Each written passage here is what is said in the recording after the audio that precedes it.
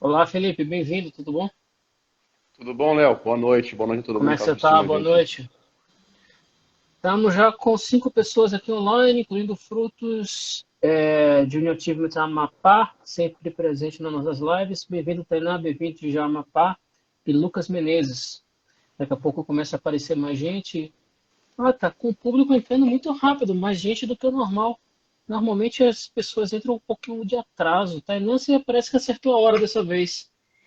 É, Bem-vindo mais uma vez a outra live da Junior Achievement, onde a gente vai tratar de um tema de interesse sobre a retomada da economia e um pouco sobre o Dia do Trabalho. O Dia do Trabalho é o ano que a gente vem passando e para conversar sobre isso tudo a gente trouxe Felipe Sica, que é vice-presidente da CDE de Salvador e diretor do Grupo Leão de Ouro, grupo de mais de 120 anos de idade, presente em 2 ou 3 estados, né, Felipe? E donos de Dois algumas estados, marcas, Bahia e dois Sergipe. estados, e donos de marca, além da Leão de Ouro, eles têm ainda dentro do grupo algumas franquias que administram também. Felipe, bem-vindo. Felipe Boa é noite, grande Léo. conhecedor até da Junior Achievement, ele foi voluntário nosso, um dos poucos que eu entrevistei aqui que passou pelas nossas salas de aulas, conhece bem e é um entusiasta do grupo. Léo, verdade, é assim, a gente teve um primeiro contato já há bastante tempo atrás com a Junior Achievement.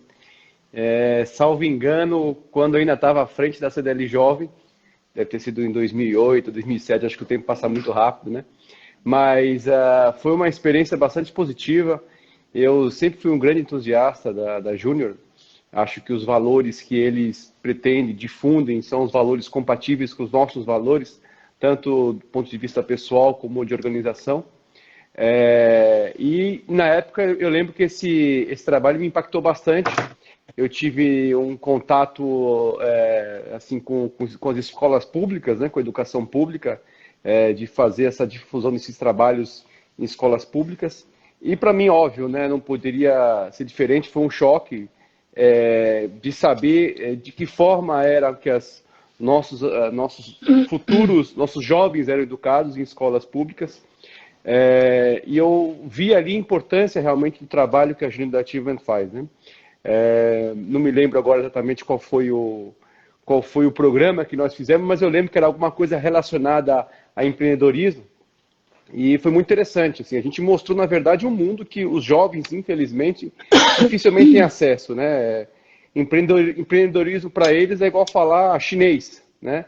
Então, infelizmente, a gente ainda vê essa cultura no Brasil se permear, mas eu acho que a Júnior tem feito um trabalho muito importante perante a sociedade e, infelizmente, muito poucas vezes valorizada e realçada.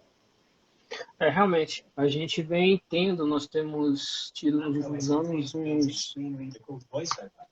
Opa, desculpa. Nós temos tido nos últimos anos algumas respostas interessantes, alguns feedbacks muito bons com relação aos programas que temos tido e muitas famílias que têm sofrido, não apenas a criança em si, mas a criança que passa informação, eu falo isso aqui todas as vezes, que passa informação de melhor gerenciar o negócio para o pai, que às vezes tem não um negócio grande, mas um negócio pequeno, às vezes é um camelô, às vezes é um carrinho de cachorro-quente, às vezes é uma pipoca. E com isso ele aprende a administrar melhor o dinheiro, o fluxo de caixa, entender como é que faz o processo de compra, entender que o dinheiro daquele negócio não é dele, mas da empresa, separar as duas coisas.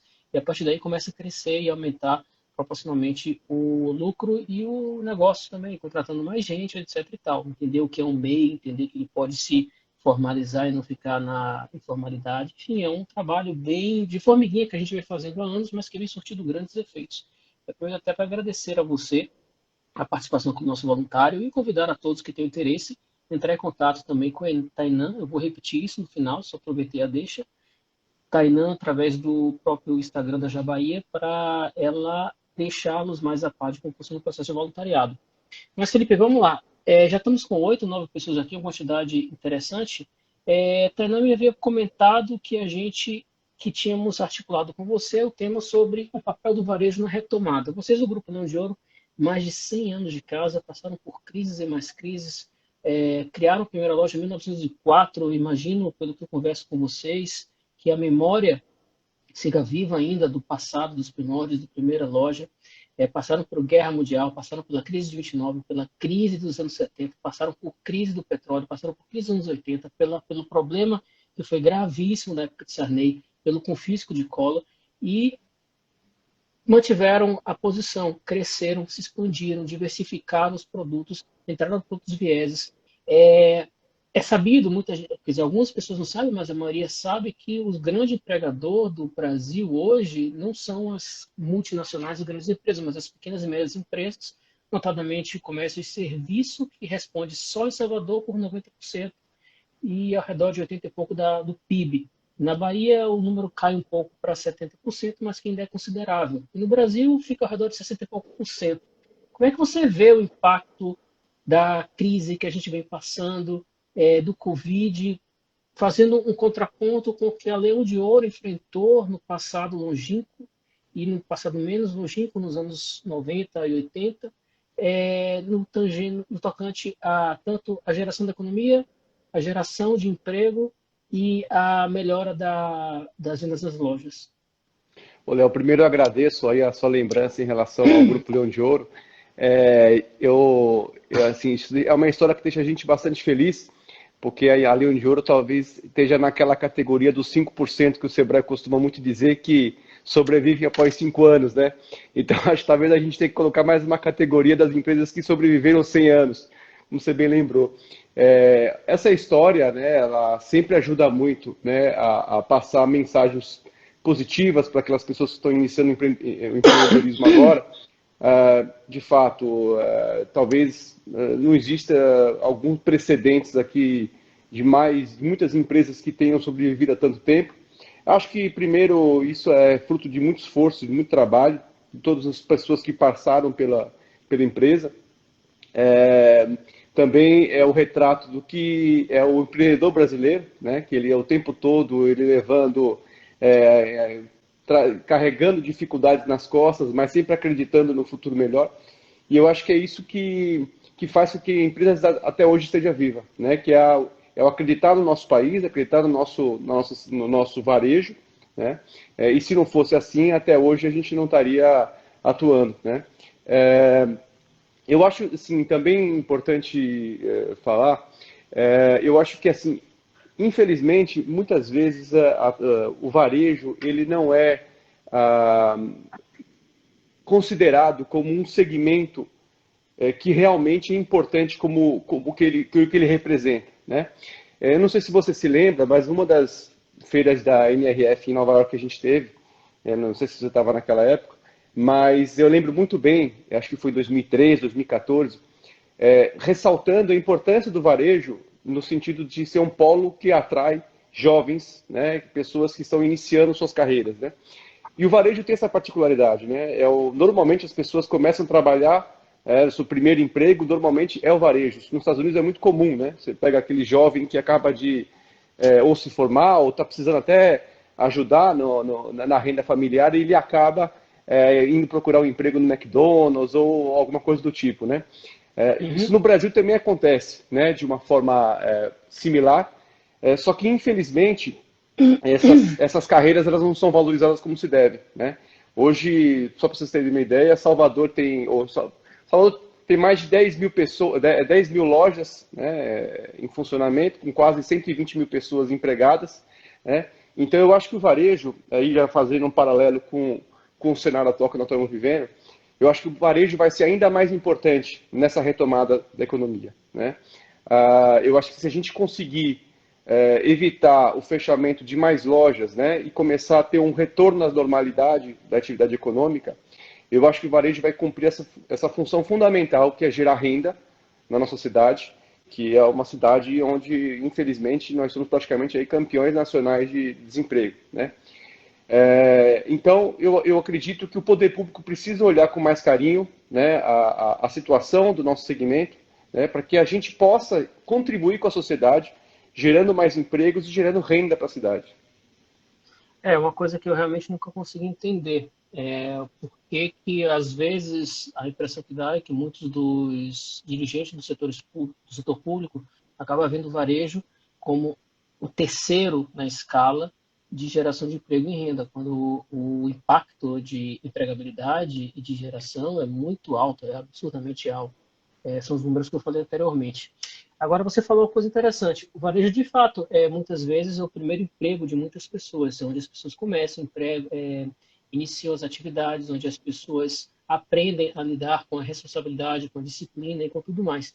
E uma coisa que se vem discutindo muito atualmente, especialmente nos periódicos, nas notícias fora do país, o Financial Times vem comentando isso muito, é a preocupação internacional com isso, com as pessoas tanto na faixa de 16 até 20 e pouco, que estão com dificuldade de encontrar trabalho por causa do Covid, por causa da diminuição do emprego, por causa da quebra do varejo, e de novo volta a importância que a gente tem que ter atento da importância dos varejo ampliado. Aqui eu acrescento até questões de lojas concessionárias, lojas de produtos para carro, etc. e tal, tudo no varejo ampliado. Como é que o que você acha que são os próximos passos? A gente teve recentemente, semana passada, me parece, o novo projeto do governo federal para flexibilização da diminuição da carga do salário e da carga horária dos funcionários. Ainda assim, fala-se de que não vai ser suficiente. Vocês estão passando por uma situação gravíssima, e muito mais do que eu já estive por dentro nas negociações no passado e até recentemente, e vi de perto coisas que o mundo não costuma ver tão claro. É muito comum aqui eu escutar das pessoas que empresário usufrui da mão de obra das pessoas e sai sem fazer nada, que o empresário é aquele bicho papão, aquele lobo mau que trabalha 3, 4 horas ao dia e fica... Agora, esquece de enxergar também do risco da situação. E eu mesmo sou testemunho de ter mensagens suas de frutos que estavam aqui 4h30 da manhã, 11 horas da noite, de e-mail com algumas informações, eu pedindo coisas. Gente que dorme pouquíssimo e trabalha muito.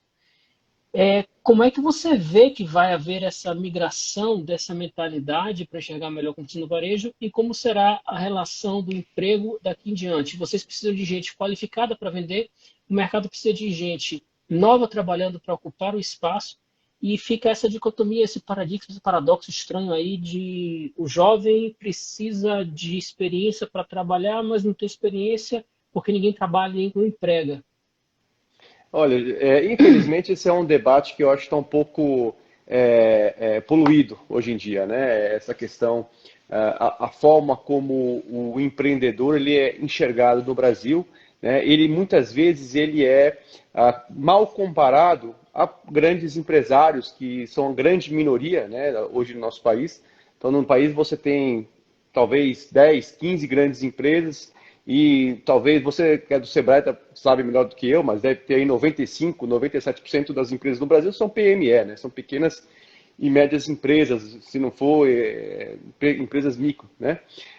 Então, esse pequeno empreendedor, eu posso lhe dizer, ele, como se diz na gíria, né? Ele bate escanteio e vai para a cabecear, né? As dificuldades são tremendas, né? Desde acesso a crédito, que incrivelmente nesse país o crédito parece que só chega para as grandes empresas. Quando você, uma pequena empresa, você tem dificuldade extrema de ter acesso a recursos. Você viu agora o Pronamp, por exemplo, pouquíssimas empresas tiveram acesso ao Pronamp, né? Isso foi um fato. Além disso, você também tem dificuldades na hora de empregar, na hora de demitir. Então, assim, todo o dia lidando com dificuldades, né? Eu não posso mentir para ninguém que esteja assistindo a gente ou que pretenda no futuro empreender no varejo, que é um mar de rosas, né? Tem-se muitas dificuldades, né? A gente lida diariamente com problemas, mas eu acho que, na verdade, o empreender chega a ser uma vocação, né? E é por isso que eu acho importante o papel da JA no nosso país, na nossa cidade, né? Os valores que ela transmite, porque você não pode ser um passatempo, não pode ser aquela história que vocês mesmos do Sebrae divulgam, né? Que aquele empreendedor por necessidade ou empreendedor por vocação. Eu acho que a gente precisa ter mais empreendedores por vocação, né? Nós precisamos preparar os empreendedores. O papel do Sebrae é importante nisso, o papel da JA de fomentar esse trabalho, esse empreendedorismo desde os mais pequenos, eu acho isso importante, né? E volto a ressaltar aqui o papel fundamental que o varejo tem, né, na absorção desses jovens, né? E vou lhe confessar algo, assim, quando eu entrei no varejo, uns 15 anos atrás, a gente vinha de uma cultura em que, assim, a pessoa só trabalhava no varejo se ela tivesse experiência. Então, a primeira coisa que você perguntava para uma pessoa quando ela vinha entregar um currículo é quando você perguntava, já tem experiência no setor e tal? E acabava acontecendo isso, quer dizer, quem não tinha experiência simplesmente, ou às vezes não era aproveitado. E ao longo desses últimos anos eu fui mudando até minha perspectiva, minha visão sobre esse assunto. E eu posso lhe dizer uma coisa, assim, se você tem uma empresa que ela tem valores bem enraizados, se você tem uma cultura dentro da empresa bem enraizada, é muito mais fácil você pegar uma pessoa sem vícios, mas uma pessoa nova, querendo aprender, do que uma pessoa que já está no mercado há muito tempo e está pulando de galho em galho, né? Então, hoje eu sou muito receptivo a pessoas novas, as pessoas jovens que querem entrar dentro da empresa, dentro do varejo, porque eu acredito muito na força de vontade das pessoas, sabe? Assim, não existe eu não sei, existe eu não quero aprender, né?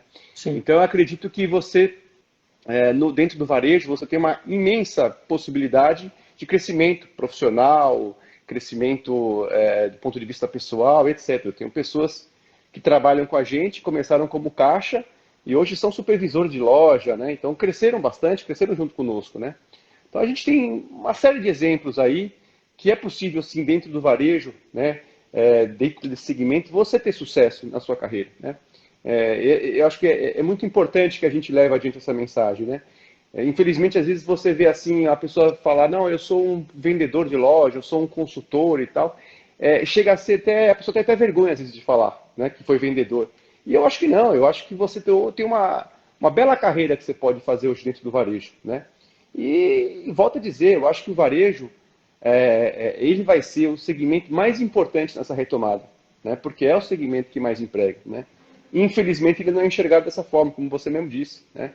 Você, às vezes, tem muitas políticas voltadas para a indústria, isso é importante, que gera empregos, mas o varejo e o setor de serviços, ele gera muito mais empregos que qualquer indústria, né? Você pega Salvador, por exemplo, qual é a indústria que tem em Salvador? Praticamente não existe, né? Então, se você não fomentar e você não tiver uma atenção voltada para esse segmento, você acaba não resolvendo os problemas, inclusive sociais, de uma cidade, né? Você comentou uma coisa interessante, a parte da cultura do treinamento, de capacitar as pessoas. Essa é uma parte que a gente trabalha bastante forte na Junior Achievements, a embutir nos jovens, nas crianças, essa cultura do empreendedorismo. E essa é uma parte que me parece interessante no varejo, falando exatamente do que você falou, que as pessoas, algumas tinham vergonha de dizer que eram vendedores, mas quando a gente pega e vai ver uma imagem macro, vamos falar de banco de investimento, por exemplo. Muitos casos de banco de investimento europeu, e você passou pela Europa um tempo, você sabe disso, os grandes diretores eram vendedores. Vieram da área comercial do banco. Obviamente, eles entendem profundamente a parte técnica, a parte de fundos, a parte matemática, mas são vendedores. Então, esse estigma ruim de que o vendedor é aquela pessoa é uma coisa ridícula, patética. Concordo com você. É uma coisa que tem que ser modificada e vista como um trabalho digno, honrado, de alguém que você precisa. As pessoas têm necessidade do vendedor, daquele intermédio, e modificar esse conceito. A loja não está lá, muitas vezes, você mesmo comentou, a NRF comentou isso várias vezes, todos os anos está debatendo isso, apenas para vender uma necessidade, está lá como uma experiência de hospitalidade, por isso que costuma, muito no varejo, desviar um pouco da noção de você vai lá porque precisa comprar, mas vai lá porque tem aquele vendedor amigo para comprar aquela loja. Eu mesmo já falei com você uma vez que eu deixei de comprar uma mala, me parece, uma loja grande aqui de Salvador, famosa, para comprar na Leão de Ouro por conta do vendedor. E apenas, só por isso, porque o preço era mais ou menos igual. Pela maneira de ser atendido, pela maneira de respeitar, pela maneira de responder as perguntas. E tudo isso faz com que a pessoa valorize. E essa cultura que eu experimentei um dia na Leão de Ouro, eu experimentei várias vezes na Frutugias, que está aqui também, pelo atendimento que eles me dispensaram, várias vezes preferi optar por eles, é uma parte que eu acho que está embutida na cultura. Como é que você trabalha isso para embutir seus vendedores aquela leveza de trabalhar, de atender ao cliente, de sentir que está prestando um serviço digno para o outro e não que está ali por obrigação apenas para pagar o boleto? Imagino que você esteja embutido isso também Hélio, desde o começo, como você falou, e dos jovens que passam pelo seu processo seletivo. é. Olha, o que eu costumo dizer muito para a equipe é o seguinte: o que nós vendemos, na verdade, a gente não vende um produto, né? A gente, basicamente, o que você vai encontrar na nossa loja são commodities que provavelmente você vai encontrar em outras lojas dentro de um shopping, ou você vai encontrar na internet hoje em dia, né? Então, para nós não é um produto que a gente está vendendo. Hoje, numa loja física, cada vez mais está se tornando uma experiência, né? Você mesmo disse, você deixou de comprar numa loja e comprou em outra loja, não por causa do produto, porque o produto era o mesmo, e eventualmente o preço era até o mesmo, né? Mas você comprou em outra loja por causa dessa experiência, né? Eu acho que esse é um ponto muito importante hoje para o varejo físico. Nós já tivemos muito receio, né, de qual seria o impacto do varejo eletrônico dentro do varejo físico, né? Muito se acreditava que ele iria praticamente abocanhar ou iria reduzir muito o espaço do varejo físico. Eu acho que isso já é uma realidade em alguns países, mas no nosso país, especificamente aqui no Brasil, nossa cultura ela ainda demanda e requer esse contato físico, né? Então é por isso que é importante que a gente, na verdade, dentro da loja, a gente ofereça um serviço e não um produto, né? Então isso vai desde entender a necessidade do cliente, oferecer o produto correto para ele, até um pós-venda, né? Um cliente volta para tirar alguma dúvida sobre um produto, ou teve algum problema, algum defeito específico, nós vamos atendê-lo normalmente, né? Às vezes é difícil você ter esse mesmo tipo de atenção e cuidado dentro de uma loja virtual. Você está praticamente em um ambiente frio lá, apesar de tentarem, né, fazer com que seja o mais humano possível. Aí você vê que entra a questão da inteligência artificial, né, a questão de você humanizar esse atendimento, mas você nunca vai ter um atendimento humanizado como você tem no varejo físico. Então, eu acho que hoje em dia essa é a principal mensagem que a gente procura passar, né, para os nossos colaboradores, é que o fato de eles estarem num ambiente físico requer esse cuidado com o cliente, requer essa atenção que você precisa dispensar ao cliente, né? Não existe mais tirador de pedido, que é o que a gente costuma dizer, né? Existe uma pessoa que está lá prestando um serviço, prestando um atendimento, independentemente se o cliente vai ou não vai comprar aquele produto, aquele serviço, né? Essa mentalidade, eu acredito, e acho que aí é talvez um aspecto positivo dessa nova geração, ela absorve tranquilamente essa nova tipo de mentalidade, né?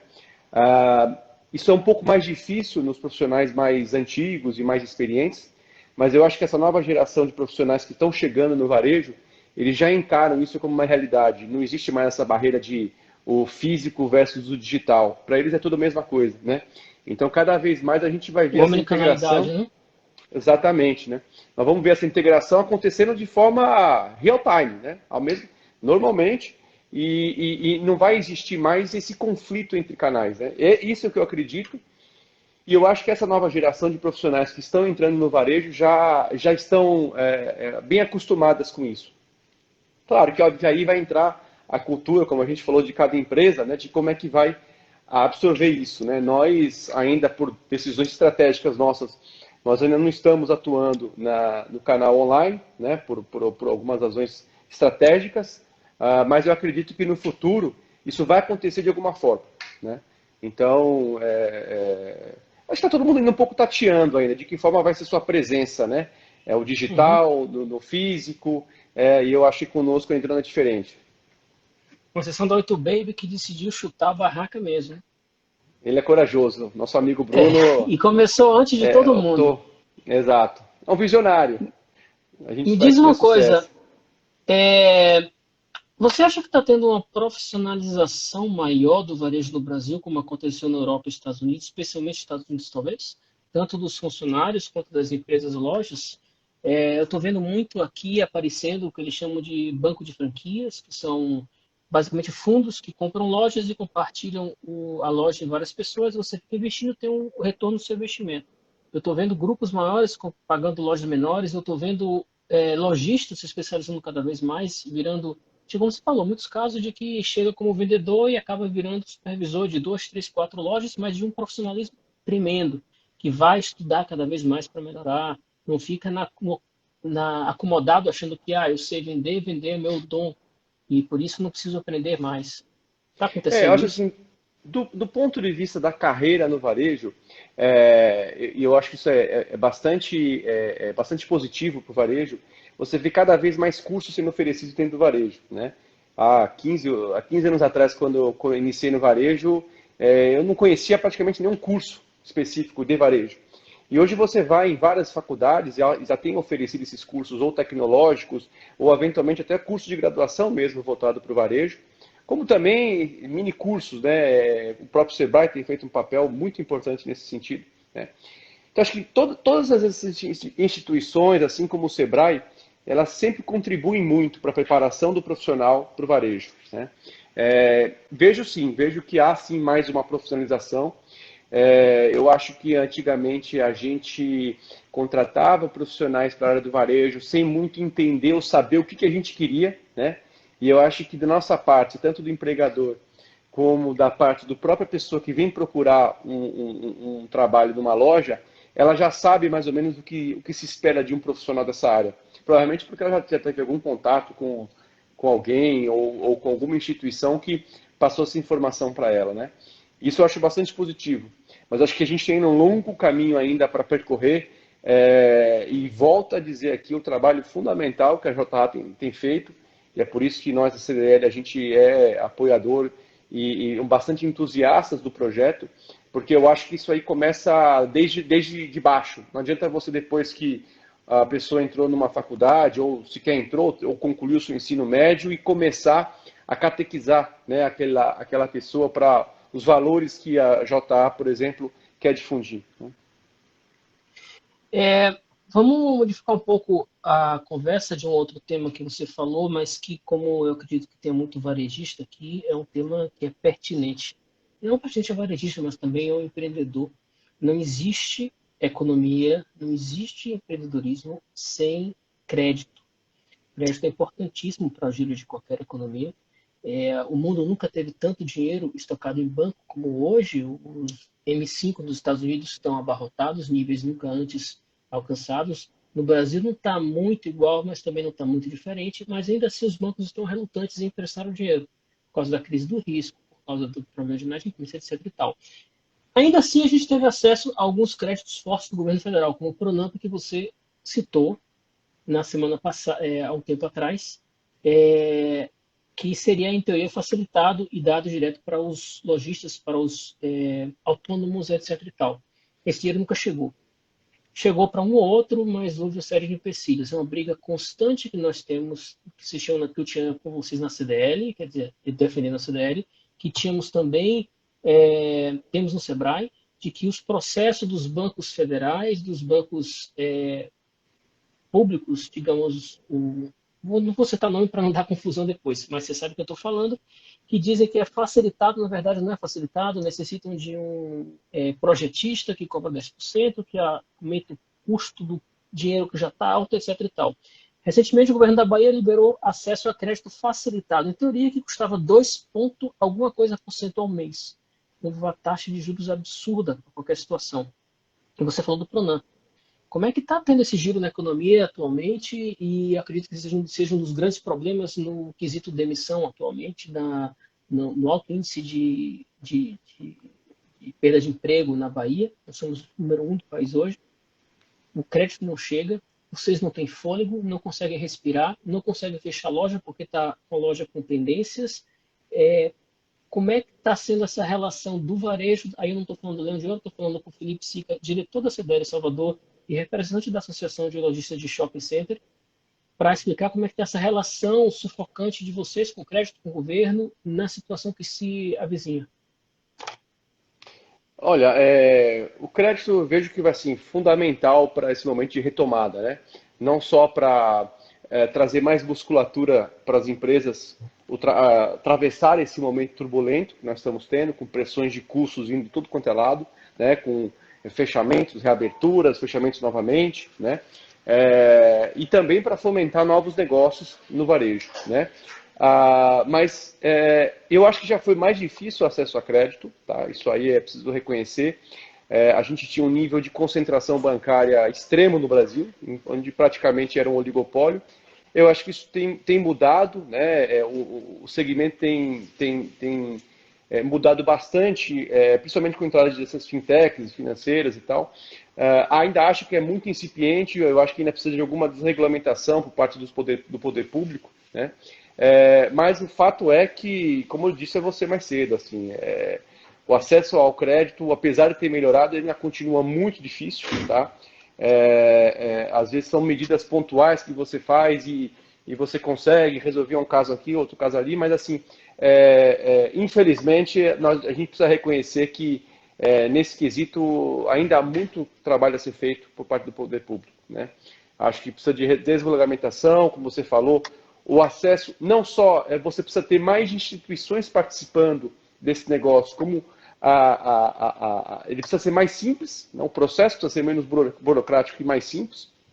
Não é possível você ter acesso a uma linha de crédito que é de bancos, inclusive públicos, e você precisar de um projeto, né? Então, às vezes o tempo que você gasta fazendo o projeto é o tempo que a empresa está lá tentando sobreviver, né? E às vezes quando você consegue o crédito, a empresa já não existe mais, né? Então, assim, eu acho que tem muita coisa a ser feita ainda nesse sentido aqui no país para poder ajudar e fomentar mais empresas dentro do varejo, e acho que o crédito provavelmente é um dos principais itens aí a serem vistos pelo poder público. Felipe, tem muita gente que assiste nossas lives e os dados que eu tenho recebido, os relatórios de Tainan, nossa gerente, é que muita gente assiste depois, com a minha surpresa, no IGTV. E muitas dessas pessoas são potenciais empreendedores. Bora falar rapidamente para ele, uns 5 a 6 minutinhos, explicar para ele por que crédito é tão importante nesse meio. Por que uma empresa sólida e grande como a Leão de Ouro, que gira a economia, que tem venda, em uma situação normal, não como agora, precisa de crédito. Por que isso é tão importante para um empreendedor, seja ele grande, seja pequeno, seja ele rico, seja uma Apple da vida, por exemplo? Por que a Apple precisa de crédito para até mesmo as pessoas acham que não pede no banco, mas é com a SA. E sendo um SA, ela pega crédito realmente vendendo a participação das ações, até mesmo em banco, etc. E tal. Por que acontece essa relação tão importante entre empresa sólida e necessidade de crédito cada vez mais, quanto mais cresce? Como assim, o crédito é de fato o grande motor que propicia com que as empresas possam se desenvolver, né? Principalmente as empresas do varejo. Se você for pegar aí a história da maioria das empresas do varejo, ou até fora do varejo, dificilmente elas iniciaram um projeto sem um crédito vindo de terceiros, né? Dificilmente a pessoa vai botar, ou ela tem o capital, né? E ela talvez não coloque o seu capital inteiro nesse negócio, ou ela vai buscar esse crédito, né? Mas assim, tanto para iniciar um negócio como para você manter um negócio, se você não tiver o acesso ao crédito, você diminui bastante a possibilidade de uma empresa crescer, né? O que é uma empresa crescer? É uma empresa se expandir, ela gerar mais empregos, né? Ela gerar mais renda e propiciar com que a sociedade possa se beneficiar desse crescimento, né? Então, assim, você vai em países onde a economia é desenvolvida, você vai procurar o motivo pelo qual ela se desenvolveu, você vai ver que o crédito está por trás, né? Quando você vai, por exemplo, para os Estados Unidos, por que uma economia é tão pujante? O crédito está por trás. Por que a China tem se desenvolvido tanto? O crédito está por trás, né? Então, assim, é muito importante que o crédito seja, entre aspas, democratizado, né? Ele seja de fácil acesso, né? E que ele possa ter, a gente possa ter mais players participando nesse setor de concessão de crédito, né? Sem isso, não adianta também, né, a gente ficar aqui dizendo e fomentar o empreendedorismo, etc., se não tem o funding, né? Da onde vai sair o dinheiro para que aquele sonho, aquele projeto que a pessoa tem, coloque e saia do papel, né? Então, eu acho que junto com o projeto, né, junto com o sonho, junto com a vontade de ter um negócio, se você não está aliado a isso, a crédito, não adianta, né? Não adianta você fazer todas as etapas anteriores, né? Volto aqui a dizer, acho que houve sim uma grande melhora. Estou bastante confiante com o que está acontecendo em termos de desregulamentação do mercado de crédito no Brasil. principalmente com essa chegada dessas fintechs, né? A gente já tem visto, né, alguma evolução, mas eu acho que a gente ainda está muito atrás, né, em relação a outros países, e que esses países têm feito para ajudar no nosso segmento de varejo. Qual é o varejista que você aspira hoje, que você que brilha seus olhos, você admira? Digamos, uma marca ou uma pessoa que Desculpa, seja. Léo, teve um delay aqui, eu não ouvi direito. O varejista que você admira hoje no mundo inteiro, Teve, dos que você conheça. O modelo de negócios, a ah, empresa, o estilo. olha, eu sempre fui muito entusiasta do modelo de negócio do Walmart, né? Talvez pelo fato deles terem algumas estratégias nas quais a gente procura, às vezes, mirar, né? A questão da briga pelo custo mais baixo sempre, da briga pelo zero ruptura de estoque, né? Então, assim, essa eficiência operacional, né, que a Walmart sempre buscou, eu acho que é algo que a gente sempre tem buscado se espelhar. Assim, de cabeça é essa. Existe também uma outra empresa da qual também sou muito entusiasta, principalmente não só na área de tecnologia, mas na área de varejo mesmo, que eles fazem em termos de propiciar essa experiência de compra na loja física deles, que é a Apple, né? Assim, eu não me lembro de outra empresa que tenha iniciado um checkout móvel, que é uma loja sem caixa, né? Praticamente é o vendedor que está lá junto com o cliente fazendo a transação, né? Não me lembro de outra empresa que tenha começado esse processo antes deles, né? Então, isso sempre foi uma coisa que me impactou bastante. E eu acho super importante, né? Essas missões que a gente, às vezes, vai buscar se espelhar lá fora, na Europa ou nos Estados Unidos, geralmente saem de lá as inovações, né? E eu acho que é São as super importante ideias. que a gente faça esse trabalho de trazer para cá, até puxando o gancho de novo para o Sim. Sebrae, que eu sei que você tem feito esse trabalho dentro do Sebrae, e eu acho que nós precisamos avançar com isso, porque é trazer essas inovações, né, para os empreendedores brasileiros, empreendedores baianos e aqui de Salvador, né? A gente tem que trazer ideia. Claro que depois tem que trazer junto a ajuda financeira, né, o acesso a Sim. crédito de novo, que entra no meio do caminho, mas eu acho que a gente precisa cada vez mais trazer essas ideias que vêm de fora, porque a gente vai ver cada vez mais um mundo conectado. Eu costumo falar muito para as pessoas que muitas das vezes o varejista ganha mais na compra do que na venda. No sentido de que se ele compra bem comprado, ou seja, com preço bom, ele consegue ter uma lucratividade maior ou ter um fôlego para dar um desconto maior. Se ele comprou errado, com preço muito alto, ele está, completando a palavra, ferrado. O que é que você acha disso? Você É, comentou eu, agora a peça do Walmart. é. Veja, eu acho assim, tem vários modelos, né? Eu acho que o legal do varejo é isso, né? Você vê vários modelos de negócio que existem, né? E cada um tem suas particularidades e seu sucesso, né? Óbvio que eu acho que isso antigamente era muito importante, sempre foi muito importante você saber comprar bem, né? Isso ainda é importante. Mas eu vejo que hoje, que além do comprar bem, é saber vender bem, né? Então, por que eu falo do vender bem? Porque eu acho que ainda existe algumas pessoas ainda que pensam que basta eu comprar bem, aplicar meu markup e a coisa vai escoar. O mercado mudou bastante, né? Então, o fato de você ter um monte de player participando desse mercado, tanto no canal online como no canal offline, né? E você, como eu disse mais cedo, você vende commodities na grande maioria dos casos, né? Então, o que diferencia você dos outros, né? Não é só comprar bem, além do comprar bem. É você saber vender bem. É você saber vender bem seu produto, seu serviço, né? Conseguir fidelizar esse cliente para que ele volte a comprar esse produto com você novamente, né? Eu lhe diria o seguinte, chega a ser às vezes uma competição, uma concorrência bastante difícil no varejo online, né? Por quê? Porque vamos pensar assim, olha, o cliente está no seu conforto de casa, com toda a sua segurança, com acesso na sua mão, podendo comprar um monte de produto, em alguns casos com frete grátis, Mas o que diferencia isso do varejo online, do varejo físico? Eu vou dizer duas coisas. Primeiro, é esse eterno dilema entre quando a pessoa vai comprar alguma coisa, ela normalmente ela quer na hora aquele produto. Né? Eu acho que é aí que o varejo físico tem a sua importância, que é poder propiciar para aquele cliente que quer aquele produto que ela comprou, conseguir entregar ele na hora. Né? E a gente vai conseguir fazer isso aliando o serviço, né? Aliando essa questão da humanização do contato, né?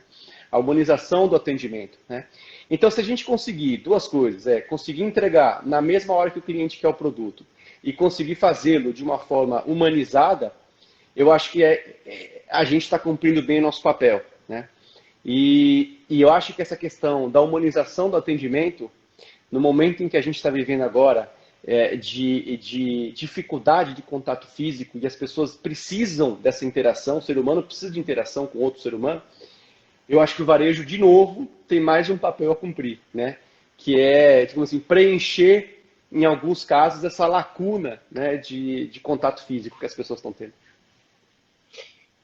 Entendi. E no caso de vocês da Leão de Ouro, como é o caso da Jean Calçados e outras tantas, a dificuldade, eu acho que da venda online também é imensa, né? A questão dos sapatos, especialmente no tocante a sapatos, a roupas, a vestuário, é um fator complicador grande, especialmente no Brasil, onde os moldes são tão variáveis, não tem um padrão que às vezes tão correto, tão democrata tem um molde, a Nike tem outro, aquele outro tem outro molde, outro tamanho, aí você tem que provar. Eu acho que esse é um fator complicador muito grande para a entrada do varejista online, porque o retorno da mercadoria é custoso para o varejista também. A forma é muito complexa. Eu acho que você tem um problema no varejo online que é a famosa logística reversa, né? Isso. Então, o fato de você ter um país, digamos assim, continental, com suas dificuldades logísticas, que são aqui, né, absurdas no nosso país, essa questão da logística reversa, ela às vezes dificulta muito a presença do varejo online, e é por isso que até hoje eu acho que essa penetração do varejo online, ela ainda tem crescido, claro, mas eu ainda acho que ela é bastante pequena perto do varejo offline, né? Da mesma forma como é por isso que você vê também uma pulverização de todos os players do varejo físico.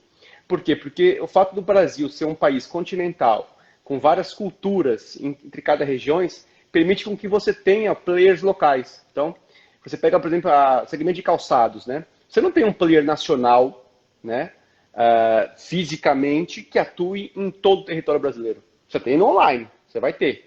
Mas no offline você não vai ter, você não vai encontrar. Isso você vai para vários segmentos do varejo, né? E isso eu acho que é uma coisa que talvez o varejo online tenha muita dificuldade de conseguir avançar, né, nessa questão da regionalização do país, né? De novo, como eu falo para você, assim, eu lembro de um exemplo, quando a Casas Bahia chegou no Rio Grande do Sul. Não sei se você conhece essa história, mas assim, lá tinha um varejista local chamado Colombo, e os gaúchos são bastante aguerridos, né? E eles são bastante entusiastas da cultura local, né? E lhe digo assim, a Casas Bahia não conseguiu ter sucesso no Rio Grande do Sul, né? Então você vê isso em vários locais, né? Aqui em Salvador, na Bahia, eu já tive vários exemplos disso acontecendo, né? Ramo de alimentação Então, aqui é atroz. Também. Então, assim, é uma coisa bem particular do varejo brasileiro que você não encontra em outros países, né? Você vê nos Estados Unidos, por exemplo, uma concentração cada vez maior dos players, né? Tanto no varejo físico como no varejo online. E eu acho que no Brasil você vai ter muita dificuldade ainda desse avanço. Acho que a pulverização daqui pode ser um fator um pouco mais dificultador do que uma vantagem para o consumidor final. Eu acho que sim, porque é o seguinte, eu acho que, óbvio, que com o avanço da tecnologia, você tem cada vez mais ferramentas para entender o que o consumidor precisa. E isso é bastante relevante, não tenho a menor dúvida. Mas, de novo, você vai entrar na questão humana, né, na questão da interação humana, que eu ainda acredito que as lojas físicas podem propiciar algo que as lojas do varejo online não conseguem propiciar, né? Então, de novo, o serviço vai ser cada vez mais importante nas lojas físicas. Essa questão da experiência de compra vai ser fundamental. é isso que vai fazer uma loja física continuar sobrevivendo. Não tem outra maneira. Porque assim, vamos lá, comprar bem, se você tiver um volume como loja online, você vai comprar muito melhor que a gente, não tenho a menor dúvida. Né? Tem um mix melhor que o nosso, por exemplo, no Leão de Ouro, você vai ter com certeza. Não tenho a menor dúvida, até porque a gente não tem espaço para expor tudo que a gente quer. Então, onde é que a gente pode ganhar? Né? É na questão, como eu falei para você, da experiência de compra. Né? Que talvez só uma loja física possa lhe propiciar. Né? E nesse sentido, eu tenho essa confiança de que esse 1 ano e meio praticamente aí de pandemia, onde tem essa restrição de contato físico com as pessoas, eu acho que vai fazer com que as pessoas vão querer voltar a ter novamente esse contato físico e humanizado. É óbvio que o varejo online ele cresceu durante a pandemia.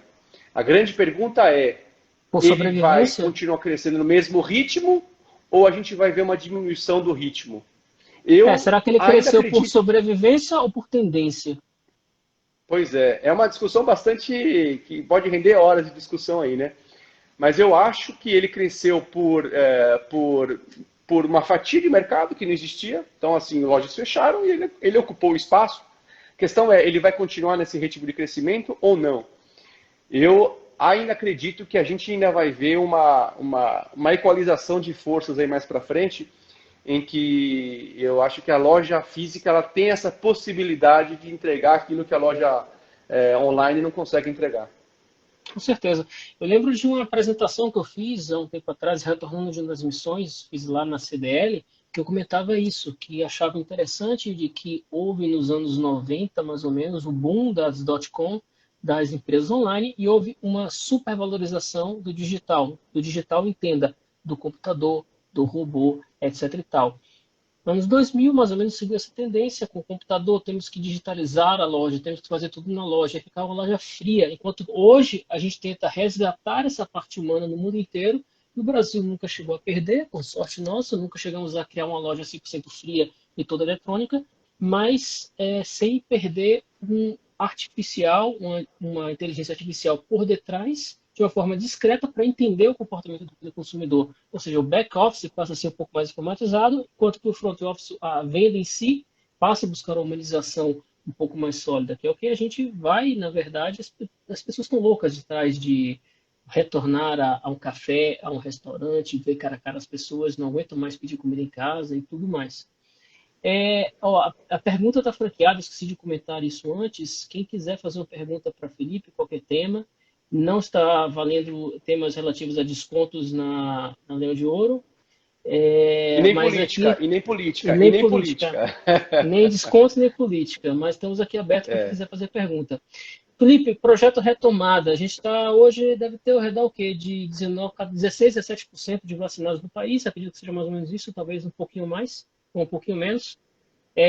A previsão de vacinação dos grupos de risco era agora em maio, pulou para setembro. Como é que está o cenário de vocês lá? Olha, eu vi ontem uma informação bastante relevante, porque isso, óbvio, que afeta, né, nosso mercado. Por exemplo, você tem uma coisa, talvez poucas pessoas falaram, hoje repercutiram, né? Muitos analistas financeiros já revendo suas previsões para o final do ano em relação à Bolsa. Né? Uma revisão aí praticamente 10% a 15%. Aí as pessoas dizem, mas a Bolsa, o que eu tenho a ver com isso? Tem tudo a ver. Por quê? Porque a Bolsa nada mais é do que o reflexo e o impacto da projeção de lucro das empresas. Né? Então, o fato de haver essa revisão é sinal de que a normalização ou a volta à normalidade da economia, ela possa ocorrer de forma mais rápida antes do previsto. Né? Eu já acho que o segundo semestre, eu já acreditava que o segundo semestre, obviamente, ele ia ser muito melhor que o primeiro, mas eu tendo a acreditar que ele vai ser muito melhor do que a gente imagina. Tá? Eu vejo, inclusive, uma confiança crescente tanto por parte dos consumidores como por parte dos lojistas. Tá? Isso aí eu acho que é bem evidente. E isso nada mais é do que, de fato, o avanço da vacinação e que, assim, alguns estudos, algumas expectativas dizendo aí que talvez até setembro a gente tenha aí toda a população acima de 18 vacinada. Então, isso com certeza vai repercutir no nível de expectativa das empresas, no nível de emprego também. A gente pode ver aí um cenário bem mais positivo em termos de emprego para o segundo semestre. E também podemos aí desdobrar também para o setor da indústria, aonde eu acredito que você vai haver uma demanda muito maior de produtos no segundo semestre do que nós tivemos no ano passado. Maravilha. A gente já está chegando aqui ao final. Eu queria só fechar fazendo um comentário. É importante, a gente falou de crédito, falamos de bolsa, falamos de economia, falamos de treinamento, falamos de capacitação, de empreendedorismo de mão de obra. Existe uma linha tênue na economia que às vezes alguns governantes gostam de brincar com essa linha e acabam fazendo com que a coisa toda desande. Passamos por uma experiência recente dessa no país, não tem muito tempo atrás, tem menos de 5 anos, onde alguns não tem fôlego, crédito e mão de obra para vender, a indústria não consegue produzir, a agro não tem para onde escoar a produção, as pessoas não têm onde comprar, não há retroalimentação do sistema e a economia desanda. Basicamente isso. E é essa a fórmula que a gente está tentando piamente lutar contra, fazer com que equilibre, fazer com que melhore. Os varejistas não demitem porque querem e não gostam de demitir funcionário. Eu já vi muito varejista triste porque tinha que demitir uma pessoa porque a economia, porque a loja estava quebrando. Ou o fazia, ou teria que sacrificar, às vezes, 5, 6 lojistas, porque no futuro a coisa ia desandar. Eu já vivi, nos meus parcos anos na CDL, situações semelhantes, já vi coisas que não condizem em nada com que as pessoas acreditam que é a vida do empreendedor lá fora. É muito mais complicada. Felipe demonstrou agora que ele está de olho na Bolsa para entender como é que vai ser a movimentação futura, já que a Bolsa é nada mais do que a previsão de lucro daqui a 12 meses, 6 meses de uma empresa, o fluxo de caixa presente dela. Então, ao fazê-lo, a gente tem uma ideia mais ou menos de que há uma previsão no mercado de que a coisa vai melhorar daqui para frente, vai voltar a se equilibrar. E aí ele começa a traçar toda a estratégia dele. E aí a gente começa a ver que essa coisa de achar que o varejo é uma coisa simples, uma coisa boba, uma coisa que não merece atenção, não passa de um lenga-lenga de gente que colocou um estigma falho na situação. É um sistema econômico da microeconomia que fica inserida em uma macro, mas que está totalmente integrado com o todo. Está integrado com a agro, está integrado com a indústria, está integrado com a economia de forma geral. Felipe, você quer deixar algum comentário final? Já já o Instagram vai me cortar de novo. Olha, eu quero, assim, de novo aqui ressaltar o papel da Junior Achievement aqui na Bahia. Acho que a gente tem ainda uma missão muito bacana para cumprir aqui. De novo, sou muito entusiasta dos valores que ela difunde. Continuo à disposição da JA também, porque para a gente avançar em mais projetos, né? Acho que, de novo, eu acredito muito na educação, né? Acho que a coisa vem da base. Não adianta você depois pegar uma pessoa de 20, 30 anos e querer mudar a cabeça dela, nada disso. Então, infelizmente, se você não tem um poder público que olha com cuidado e atenção à educação e olha com cuidado aos nossos jovens, eu acho que a sociedade ela precisa fazer isso aí de forma voluntária, né? E, de novo, eu acho que a Júnior ela tem esse papel e ela tem essa função de ir naqueles jovens, principalmente naqueles jovens carentes que não têm nenhuma perspectiva de futuro, ainda mais agora, né? Felizmente com o retorno das aulas em alguns estados, né? Mas eu acho que essa função da sociedade, a gente precisa dar o nosso papel, né? E da nossa contribuição. Então, assim, aqui elogio todos os voluntários que passaram ou que estão hoje na Júnior, né? E sou um grande entusiasta das ideias. Maravilha, agradeço. Eu aproveito também para agradecer a Cideli Salvador. A Cideli Salvador é sócia mantenedora da Junior Achievement Bahia. Em nome do presidente César Almeida, eu agradeço aos presidentes desde Tony Tauil, Pedro Faila, Frutos Dias Neto e Alberto Nunes, assim como toda a diretoria da Cideli Salvador, que permitiu manter essa sociedade, essa parceria, e acreditou na gente até agora. Queria agradecer também a você a participação, e é 1 hora que a gente conversou, em uma segunda-feira que deve ter sido pesada para você, bem cansativa. Obrigado a todos, obrigado. Já Jonathan Amapá, sempre presente nas lives. Muito obrigado mesmo. Obrigado, Cidade Salvador, pela força. Obrigado, Iris. Obrigado, Fausto. Obrigado, Felipe Sica. Uma boa noite para todos. Valeu, Felipe. Obrigado pela oportunidade. Um abraço a todos aí. Uma boa Forte noite. abraço. Até logo. Até logo.